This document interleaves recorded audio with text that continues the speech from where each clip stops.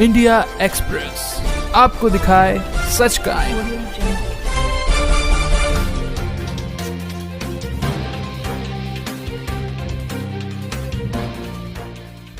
पर एक महान संत जिन्होंने कितने सारे लोगों के जीवन को तार दिया, ऐसे संत को एक दिन की पैरोल नहीं दी जाती है। एक लड़की ने कह दिया तो एक महान संत के ऊपर इतना बड़ा आरोप लगा दिया। इतनी सारी लाखों की तादाद में बहनें आज भी आ रही हैं। ऐसी एमएनसी कंपनियों के नज़र में पूज्य गुरुदेव आ गए और इसी वजह से पूज्य गुरुदेव को फंसाया गया है। पर पूज्य गुरुदेव धर्म है, साक्षात धर्म है, और वो कभी भी किसी भी राज सत्ता के आगे धर्म कभी नहीं झुकता है, ना कभी झुका है, ना कभी झुकेगा। एक महान संत जो साक्षात धर्म है, उनको आज जेल में रख के किस प्रकार का आप राम मंदिर बना रहे हो और किस प्रकार की आप ये सनातन संस्कृति की लहर चला रहे हो, हमको तो ये समझ में नहीं आ रहा है। बापूजी के सत्संग में संस्कार मिलते हैं, लेकिन बापूजी के गुरुकुल में ही पढ़ने वाली एक लड़की बोलती है कि बापूजी गलत हैं, बापूजी ने बड़े अपराध किए हैं।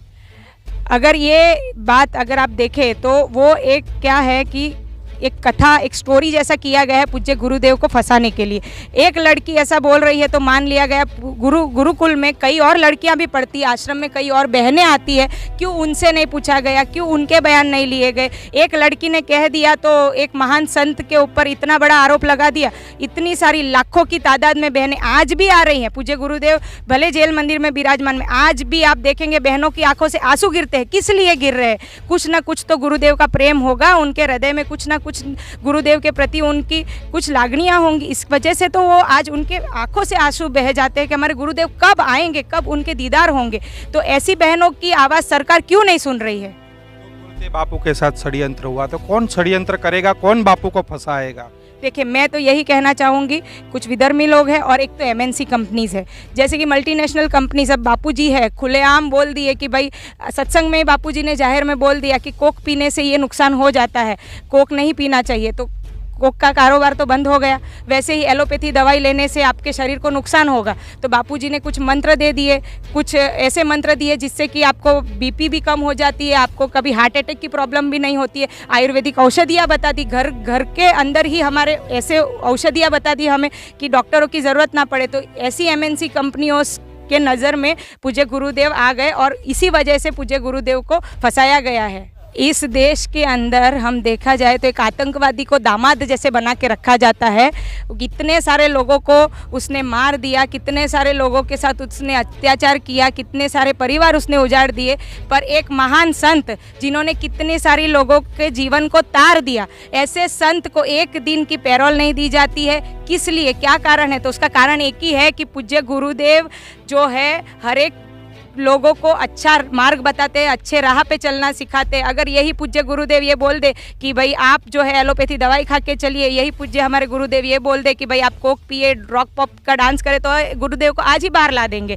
तो लोग अपने हिसाब से, ऐसे विधर्मी लोग अपने हिसाब से पूज्य गुरुदेव को नचाना चाह रहे हैं। पर पूज्य गुरुदेव धर्म है, साक्षात धर्म है, और वो कभी भी किसी भी राज सत्ता के आगे धर्म कभी नहीं झुकता है, ना कभी झुका है, ना कभी झुकेगा। लेकिन कुछ लोगों को तो रातों रात कोर्ट के दरवाजे खुल जाते हैं, बापूजी को तारीख पे तारीख दी जा रही है।